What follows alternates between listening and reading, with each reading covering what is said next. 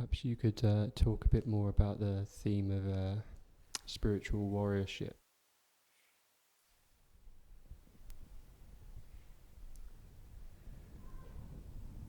The only courage we speak of here is really being able to hear and face the truth. So the courage here is in simply being open to that what is self-evident, what is way too obvious. And yet, because it's not given, it's almost feels as if it goes against the grain of life. And yet, that healthy disdain for life and its fullest appreciation have much more in common than we realize. Therefore, a reminder that we cannot truly live this life in full measure if we live with that sense of clinginess. So the paradoxical relationship here is precisely in that. The balance is in that. In realizing that this is but a temporary affair. Realizing that this is a transition. And yet, there is so much juice in that. So much in that temporary. How can you enjoy it if there is this cleanliness? We cannot. Because the true sense of belonging here is usurped. Enjoyment here is paralyzed by the sense of that contraction in the face of the immanent. So the spiritual warrior spoken here is in terms of that courage, that chivalry that is required. That is required, that kind of sense where things just drop somewhere down under, from that rib cage down under. It's like, and no butterflies, and even if we are still feel ridden with that sense of hesitation, there is this inherent nobility of the spirit, that it's still our job. It is done out of the job for who we are. It's not even maybe, in terms of when we speak of spiritual warrior, it's not even spoken in terms of like a selfish affair. It's a recognition of what this really all about. Just that exclamation, right, belongs to Rumi. This life, this existence have been given to you out of compassion. Out of compassion, give it back. These are the highest metaphysics. In order for this existence to be savored in so-called individual manner, the sense of unity is sacrificed. The wholeness is sacrificed there and then, so that diversity can take place. Therefore, the act of offering is our due. It's a responsibility to give it back and restore the wholeness. This is the true affair. This is the dance of creation. All spiritual practices of ancient people, true transformative spiritual practices, were about that dynamic which restores the wholeness. It wasn't about how it became in our day and age. In our day and age, it's all became very much individualized affair. In fact, so individualized that only in the recent few years, this whole thing, this whole bubble began to be burst. What can you gain out of enlightenment?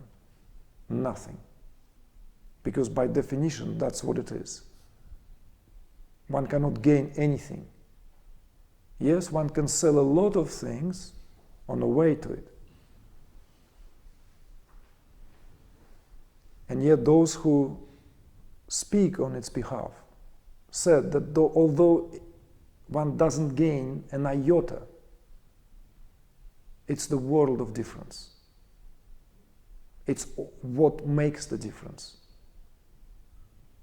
It makes or breaks. It either saves the day or darkness prevails.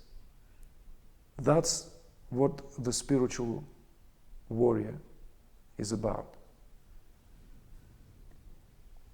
It's restoring that sense of wholeness by an act of offering. Because one's existence already taken for granted. One's existence is already taken for granted. Therefore, the makers of the Matrix and everything, it was so, they wanted, right, there's this, to show acutely, viscerally, how in the Matrix, everyone feels that they are moving around and, right, and so real and they're so occupied. But they, in fact, are in a state of suspense. They just don't know it. It's not invented by the makers of the Matrix film.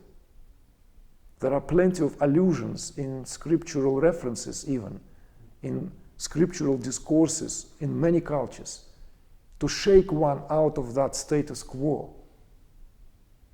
And I can reassure you that this has been experienced walking around, at least in certain phases, when you can feel how, doesn't matter how crowded the places are and how much movement or seeming activity, you could feel all this is in a state of some kind of slumber.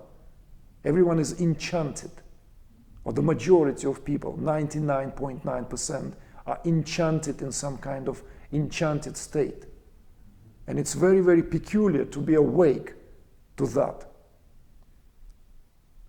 At some point, unnerving. At some point, it feels almost disturbing to that enchanted state. So, therefore, at times, the pathos of these discourses differs from just trying to cajole and this and that. It's almost like one more time we open this up, different methodology will be employed. We're going to resort to old school of Zen, are done. You know? Sticks, slapping, boxing, and kicks. Then you can say, I went to his retreats and was severely abused, physically. Is that why we have to sign the waiver? You got it.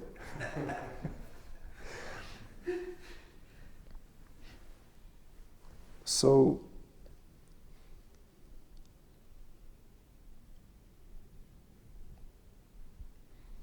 the attitude of the spiritual warrior is opposite of sluggishness.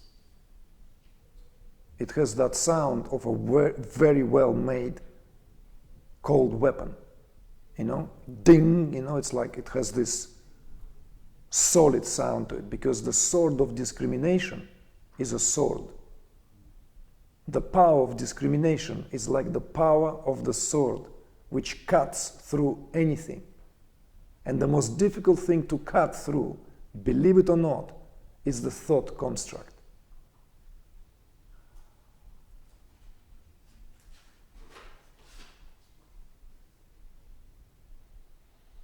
The intellect here is used as a powerful weapon in the hands of the one who knows how to handle it. These are the attributes of the spiritual warrior, so as to cut through the chase, cut to the core. You know, they spoke, I remember in the early 90s, that artists are like the knives of society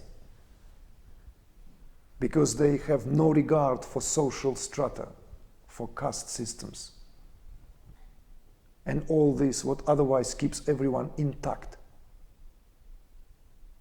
You know, they cut literally through that rich, thick layer, one upon the other.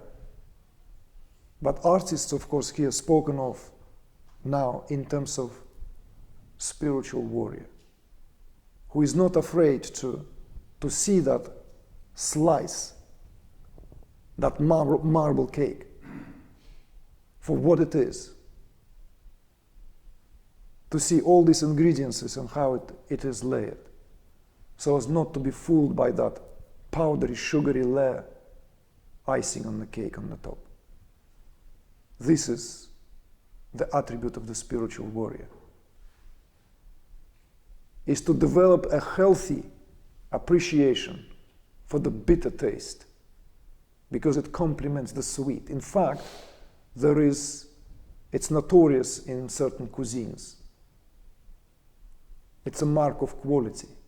It's a mark of nobility. Luxury and austerity, the economy of means, the understated elegance, all these are the attributes of the spiritual warrior. It's never reveling in the ritual. It's understanding that the true offering takes place within, always. Therefore,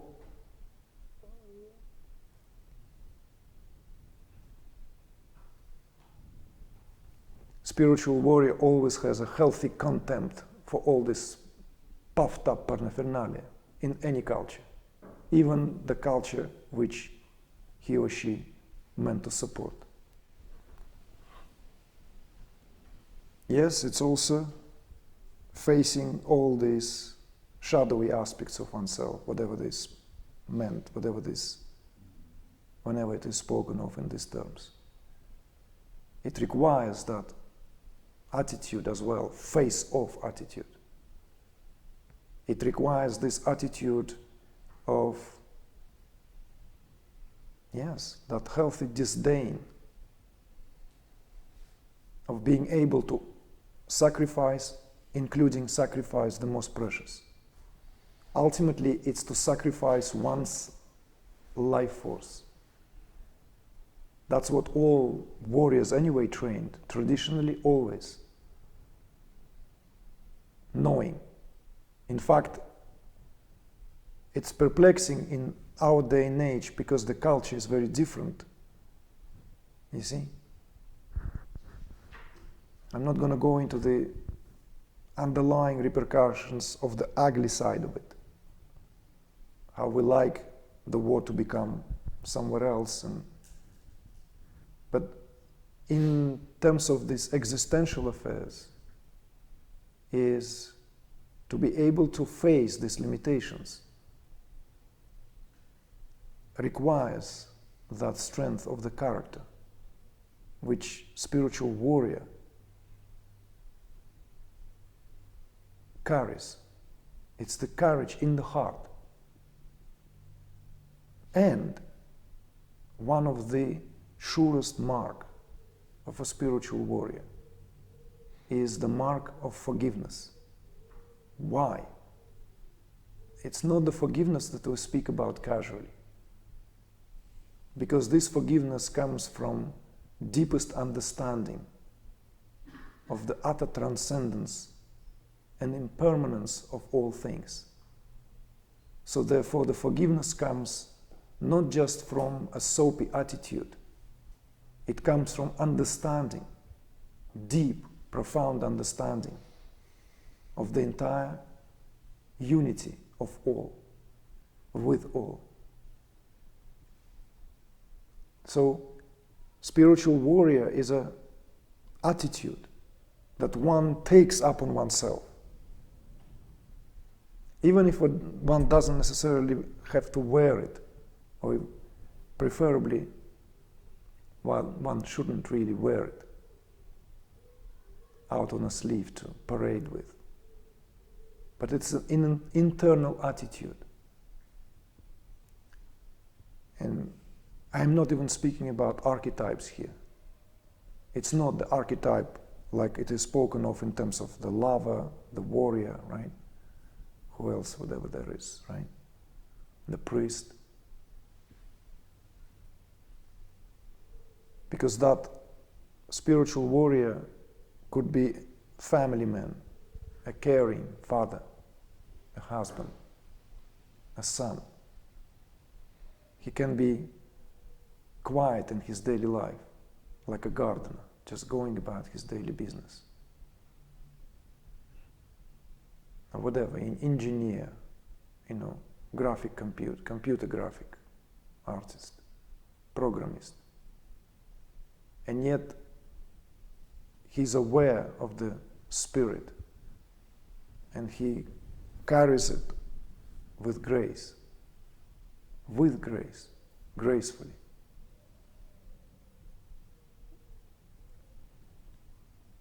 Because his understanding is already steeped, the affair with life is settled. You see? He is here but transiting. So attachment here is a matter of, when are we saddling the horses? Kind of thing. So wherever he goes, even if he lives in a house, mansion, it's always camping. Because he really is a nomad.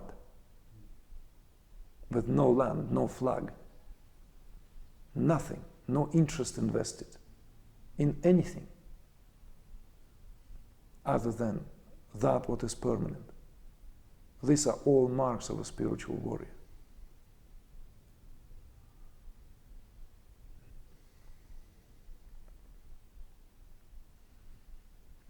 And all this requires independence in thinking, complete independence, courage to be independent, even though knowing that one is dependent on so many things. Because life is not just interdependent, life is just that. But the independence here spoken of in terms of standing vertically as that erected column of light. It does not require any support from the outside, from anywhere. Simply because it is always relying upon its own power. This power, that's svatantriya. It's unimpeded power of your own awareness, to be aware at all times. And that is given and cannot be taken away once it is reclaimed and realized. So, it's a humility as well. Humility which comes from recognition that all this, one way or the other, transitory in nature, perishable. All the glory, all the beauty that belongs to the physical realm is to go. And the humility of that recognition is what brings about that very, very different flavor that makes one fit to enjoy every single moment for what it is. Because this is maybe one of the more perplexing aspects of our attitude to life in general. If we think of life as that linear, that kind of progression in being here in this life, and we take it for granted for whatever reasons, how, in whatever way, that somehow the sharpness of experience is blunted, dimmed. It's as if the knife got blunt, you know? That perception is not sharp enough. And what brings the sharpness of perception is when we are jolted somehow. You know that, maybe you don't, maybe you know it in your own way. But there are moments in life when suddenly everything appears crystal clear, usually when we are jolted, one way or the other. Life gives us such a smack, then everything becomes crisp clear. So the spiritual warrior maintains that awareness of crisp clear clarity, preferably at all times. It's because it's already a chosen attitude. Whether it's a muggy, wet, hot, or crisp, cold chills of the early December. It doesn't matter. It's this attitude to life where the perception is unimpeded. But for that, the windows of perception or the doors of perception need to be clear, so that life appears as it is, right? Undistorted.